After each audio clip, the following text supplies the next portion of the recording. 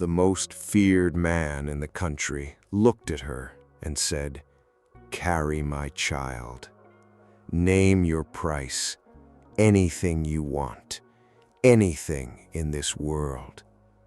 She looked back at him, and she said 7 words that made him lower his head and cry. This is that story. She was his private doctor. He was a man no one questioned and no one left. She had nothing. He had everything. And what passed between them, in a single room, in a single sentence, is the kind of thing that does not happen to people like either of them. We are going to the beginning. Chan-woo did not look like power. He did not need to. He was tall in a way that rearranged rooms, broad across the shoulders, completely still. His face gave nothing away. It had been trained out of expression so long ago that the training had become the man. He was Korean. He had built everything he owned from a place most men do not survive. He had done it without apology and without help. His world ran on silence, not the peaceful kind, the kind that settles over a room when he enters it and does not lift until he leaves. No one questioned him. No one held his gaze for more than a few seconds. No one walked away from a meeting with Chan-woo and felt certain they had said the right thing. He had one wound, one crack in the wall. A medical condition, rare, permanent. The result was simple and devastating. He could not have a child naturally. His empire had no heir, and a man like Chan-woo did not make peace with loose ends. He could buy anything. He had bought loyalty and silence and compliance. He had never been able to buy this. It sat in him like a stone every single day. Now, Anna. Anna Vasquez had not been hired for her warmth. She was hired because she was the best, precise, unimpressed with wealth, unmoved by the kind of intimidation that paralyzed other people. She was his private physician, on paper a clean professional arrangement. In practice, the only person on his staff who spoke to him like a human being. She was Afro-Russian, 2 worlds in one face, neither of them soft. She wore no jewelry. She kept her hair natural. She moved through difficult rooms like someone who had learned long ago that calm and fear were not the same thing. She was raising her younger sister, Sophia, alone. Sophia was gentle in the way Anna had never allowed herself to be. Younger, still convinced the world was capable of good outcomes. Anna protected that conviction the way you protect the only warm thing left in a cold house, quietly, completely, without discussion. She had learned one lesson early and never forgotten it. Powerful men only call you close when they need something from you. She had not forgotten that lesson. She would try to remember it when it mattered most. The evening he summoned her, not for medical reasons, no charts, no follow-up. She arrived to find the room empty except for them.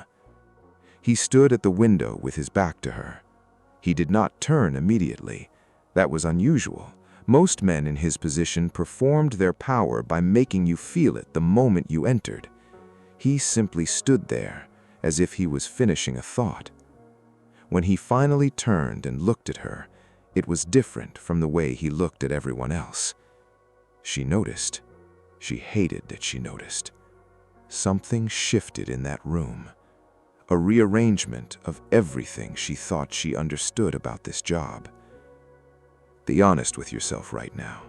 If you were standing in that room and that door closed and he turned and looked at you the way he looked at her, would you have stayed or walked out?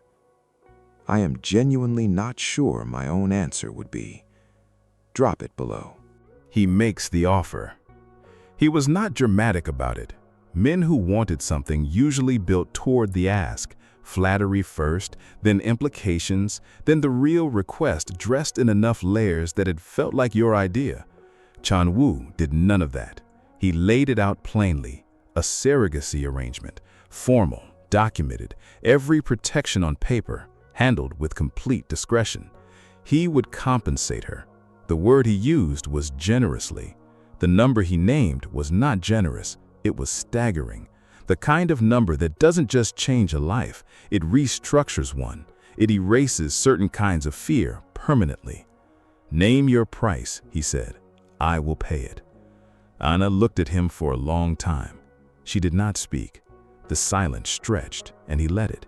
He did not press. He did not soften the ask or add anything to cushion it. She did not say yes. She did not say no. She asked him one thing: "Why me?" 2 words. He paused, just slightly, just long enough. That pause said everything he had not put into language. "She refuses." She walked out. Chan-woo did not stop her. That was the detail that traveled, not the refusal itself, but the fact that he let her go. No call after her, no word through Brandon. She moved toward the door, and it opened, and she left. Brandon found her in the corridor, quiet, careful, the way he said everything. He told her in the tone of a man stating a fact about gravity, that no one walked away from Chan-woo twice. She kept walking. She went home. She sat beside Sophia on their worn couch. She said nothing about where she had been or what she had been asked. She held everything inside, the way she always held everything inside. She told herself it was easy. That was the first lie she told herself that night. He shows up unexpectedly. 2 days later, the small community clinic where she volunteered her evenings. He walked in, alone. No Brandon at a careful distance, no car waiting at the curb, no infrastructure of power moving quietly around him. He simply walked through the door and sat down across from her like a man with nowhere more important to be. He told her he was not there to pressure her. He said it first before anything else. Then he told her about the condition, not the way doctors had explained it to him, stripped of everything human, delivered in the language of outcomes and statistics. He told her the way a person tells another person something they've never said aloud before, quietly, without performing composure, without asking for anything in return. He told her what it meant for his life, for everything he had built, for what it felt like to be a man who had made hundreds of people afraid and could not produce the one thing he actually needed. Anna listened. Something inside her shifted, just slightly, just enough. She did not let him see it. Before Anna could decide anything, Helen arrived, Chan-woo's mother. She was elegant like architecture is elegant, constructed for effect, designed to make you feel small without a word being said about your size. Her posture was perfect. Her voice never rose above a certain register that somehow felt louder than shouting. She summoned Anna privately, not a request. She sat across the table and smiled, the kind of smile that has nothing to do with warmth. She said, "My son collects beautiful things. The difference is, beautiful things can be replaced." She let that settle. Then she implied, with the unhurried confidence of a woman who had done this before, that the arrangement was already being reconsidered, that Anna might not be the final choice, that she might want to walk away while it still felt like her idea. Anna left that meeting shaken, and then she left it angry. Anger for a woman like Anna has always been more dangerous than fear. Stay with me, because what Anna decides next pulls this entire story in a direction neither of them planned for. She returns on her terms. She came back, not because he asked, not because Helen frightened her into a corner. She came back because she had sat with the question long enough to find her own answer, and her answer was a list. She had written her conditions down, specific, non-negotiable, the kind of terms that left no room for interpretation or renegotiation later. She handed them to him when she arrived. He read in silence. The room stayed quiet. She watched his face and found nothing readable in it, which was exactly what she had expected. And then, something she had not expected. The faintest trace of a smile, small and real, and gone almost before it arrived. He told her she was the first person who had ever negotiated with him. She told him without missing a beat that he had simply been surrounded by the wrong people. He laughed, softly, like a man who had almost forgotten how, like reaching for a word in a language not spoken in years. Anna heard it and told herself it meant nothing. He keeps appearing. Weeks passed. Scheduled appointments, clinical, professional, necessary. She arrived, she completed what was required, she left. And then he began appearing outside of scheduled times. Not intrusively, never that.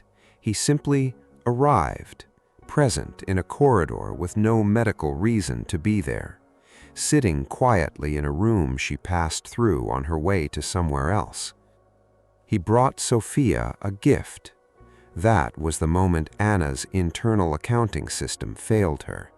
It was not expensive, it was thoughtful, the kind of thoughtful that requires actual attention, the kind you cannot purchase, only pay with time and memory.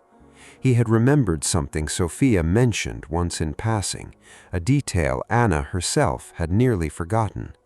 Sophia lit up.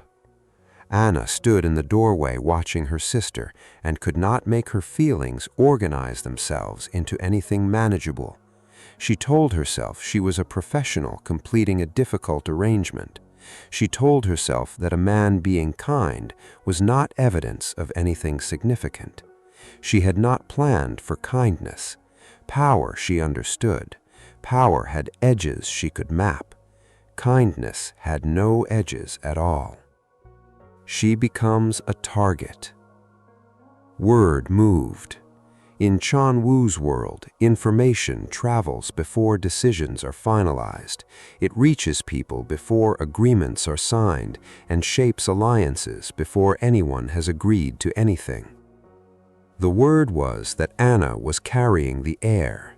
The shift happened immediately. People who had never noticed her began tracking her movements with careful eyes. Rivals saw her as leverage.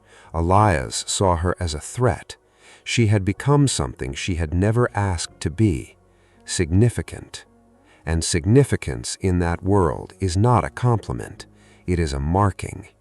The danger did not come from outside, it came from inside. Helen began to move, quietly, with the patience of a woman who had played long games before and had never once been careless enough to lose. He protects her without being asked. She arrived at the clinic one morning and felt that immediately something was different. The angles were covered, the entrances watched. Everything looked ordinary, and nothing was. Chan Wu's people, subtle enough that no one else would notice, visible enough that she noticed immediately. He had arranged protection, without asking, without telling her, without making it a point in a conversation or a chip to spend later. He had simply done it. She found him that same day. She confronted him the way she confronted everything, directly. She told him she had not asked for this. He said, "I know. That is why I did it." She had no answer for that. She was always good with answers. Sophia sees the truth. That evening, Sophia was sitting up in bed when Anna came home. She looked at her sister the way younger siblings look at you when they have already figured out the thing you're still pretending you haven't figured out. She said, "You like him." Anna said, "Go to sleep." Sophia said, "You only use that voice when I am right." Anna said nothing. Sophia watched her for one more moment. Then she pulled her blanket up and turned over and stopped pushing. But she was smiling. Anna could see it from even the doorway. She stood there for a long moment before she turned the light off. "Stay with me right here, because in about 17 minutes, Chan-woo is going to say something in a hospital corridor at 3 in the morning, something he has never said to another person, something about what all of this, the empire, the power, the silence, has actually cost him. And when he says it, Anna is going to make a choice that destroys every wall she built. Stay." She found out about the woman before her. It came through small things, a document reference, a name that appeared once in the records and then was gone, a date that didn't line up with anything she had been told. She pulled the thread. There had been another woman, before Anna, someone who had been approached with a version of the same arrangement, someone who had been close to agreeing, and then she had disappeared from the picture entirely. Not violently. She had been paid and relocated, the explanation went, which covered many possible truths and revealed very few of them. Helen had been present through all of it. Helen had arranged it. Helen always arranged it. Anna sat with this knowledge for a long time. She was not the first. Someone had been here before her, and Helen had removed her, quietly, without leaving a mark. Comment below right now. Write, "She should run," or write, "She should stay," because I genuinely want to know where you stand after that. She built the wall back up, not with anger, that would have been visible. She did it precisely the way she did everything. She arrived on time, she completed what was required, she answered questions with exactly the right number of words and offered nothing beyond them. She gave him nothing extra. Chan-woo noticed immediately. He did not chase her. He did not ask what had changed. He simply waited. That was somehow worse than anything else he could have done. A man who comes after you is manageable. You know the direction of the pressure. You can brace for it. A man who waits cannot be outmaneuvered.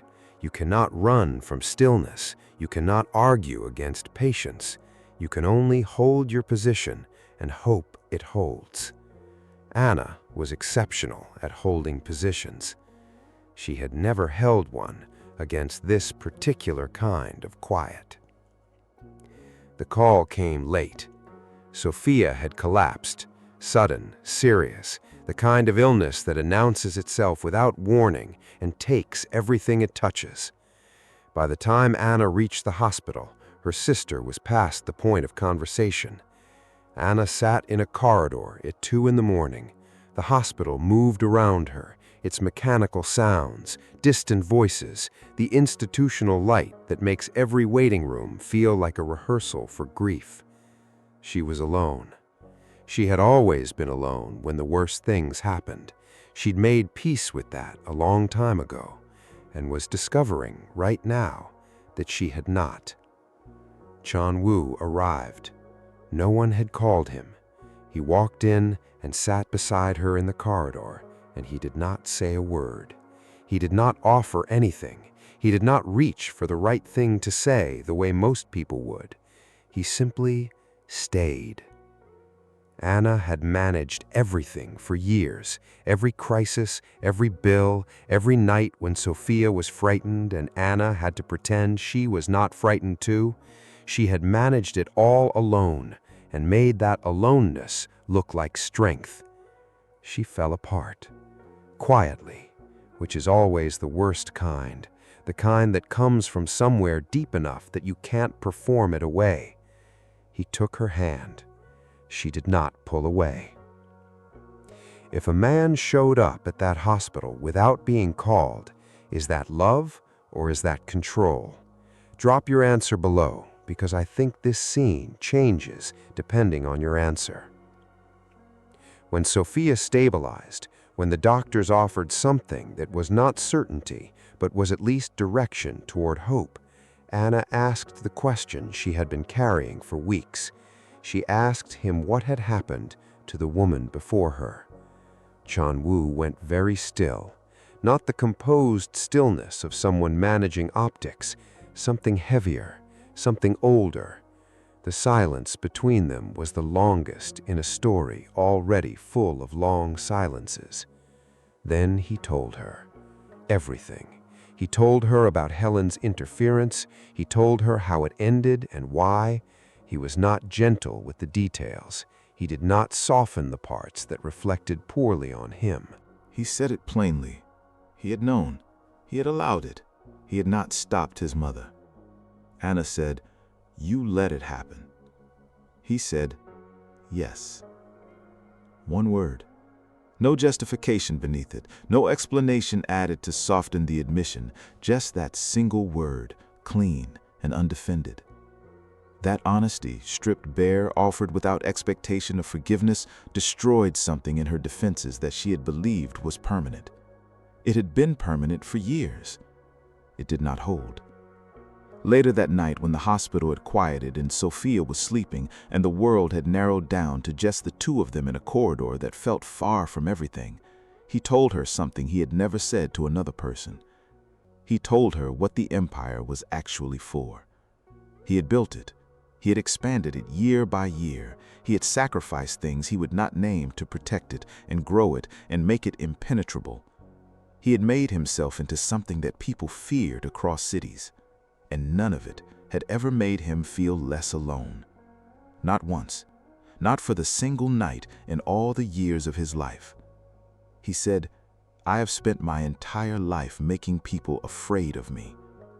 He said, "And I have never, not once, felt less alone because of it."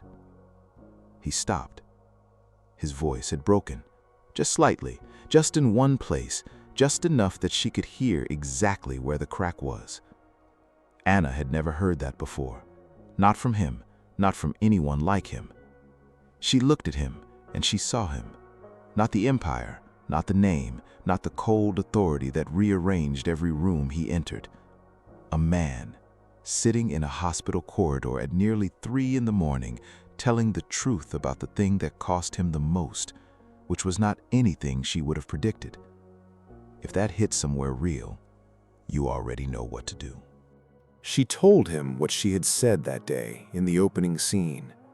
The grand, silent room, the offer, the moment she turned slowly and looked at him directly and answered. He had been waiting, she understood now, not consciously, but some part of him had been carrying that unanswered thing all this time, waiting for her to come back to it. She told him. Her answer had not been yes, it had not been no. She had looked across that enormous silent room and she had said, "I do not want a wish, I want you to be worth it." 7 words. He sat with them. She watched his face as the sentence moved through him, through the careful architecture he had built around himself over decades of choosing power over exposure, choosing fear over vulnerability, choosing silence over the risk of being seen. No one had ever said that to him before. No one had ever asked him to be better, only to be obeyed, only to be feared, only to be accommodated and deferred to and given whatever he wanted before he had to ask twice. And here was this woman, sharp, guarded, impossible to move, with every reason in the world to take the arrangement and the number and the clean exit, asking him instead to become something, not his name, him, not the empire, the man. Chan-woo lowered his head, and the tears came. Quietly at first, the kind that arrive before you can decide whether to stop them. His shoulders moved once, his hands, which had never been anything but still, pressed flat against his knees. He did not make a sound. Men like him do not make sounds when they break. They break in silence, the same way they have lived, contained, interior, without performance. But she heard it anyway. She heard the breath that caught, the exhale that was not quite steady, the particular quality of a silence that is no longer empty. She did not look away. She had spent this entire story looking away from the things she did not want to feel. She had been very good at it. She had practiced it her whole life. She did not look away now. He was still, completely. And then he said, without lifting his head, without managing his voice into anything controlled, he said, "No one has ever asked me for that." She said, "I know." He said, "I do not know if I know how." She said, "That is not the same as refusing to try." He lifted his head.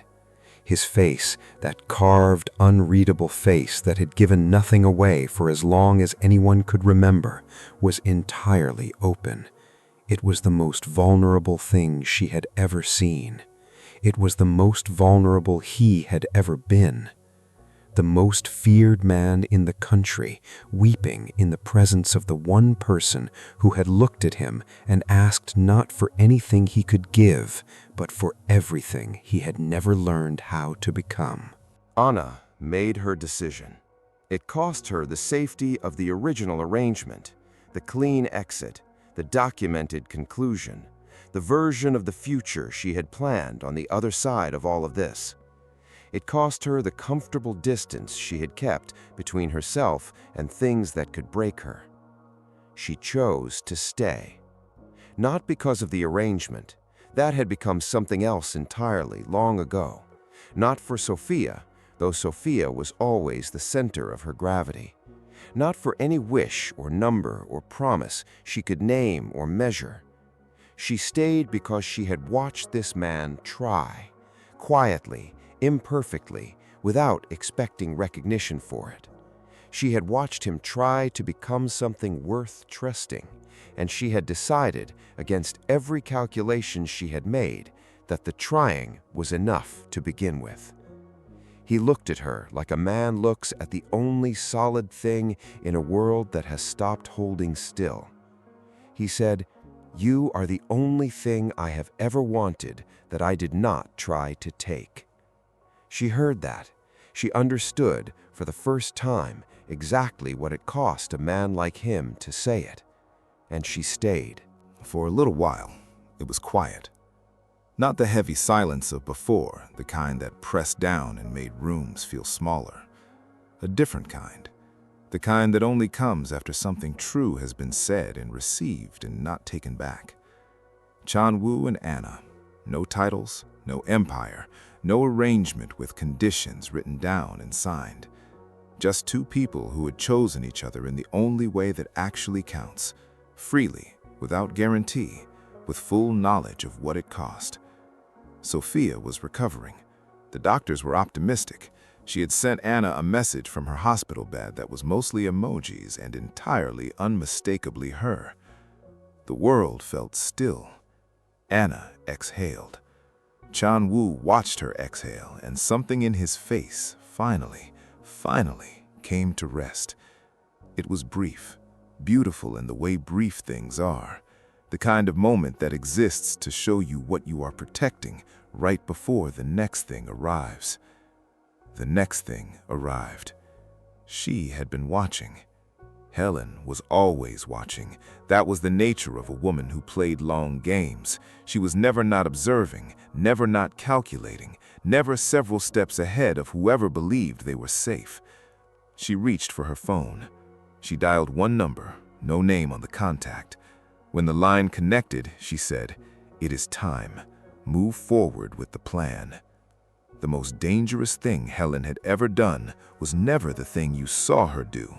It was always the thing that was already in motion before you looked.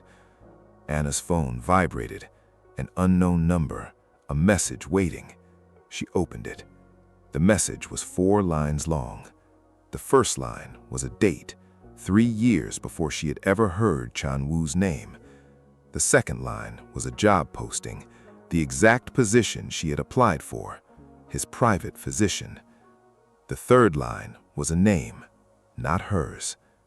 The fourth line was the name of the person who removed the original candidate and placed Anna's application at the top of the selection. Helen.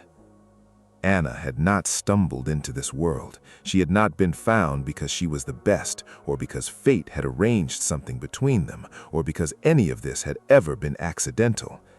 She had been placed here 3 years ago by the woman who was now moving against her. She looked up at Chan-woo. He saw her face change. She had fought for him, chosen him, trusted him with the parts of herself she had never trusted anyone with. The most dangerous question in the room now was not what Helen had done. It was whether Chan-woo had known. Subscribe. Turn on notifications. Part 2 drops soon, and I promise you, you do not want to walk into it without knowing where you stand right now.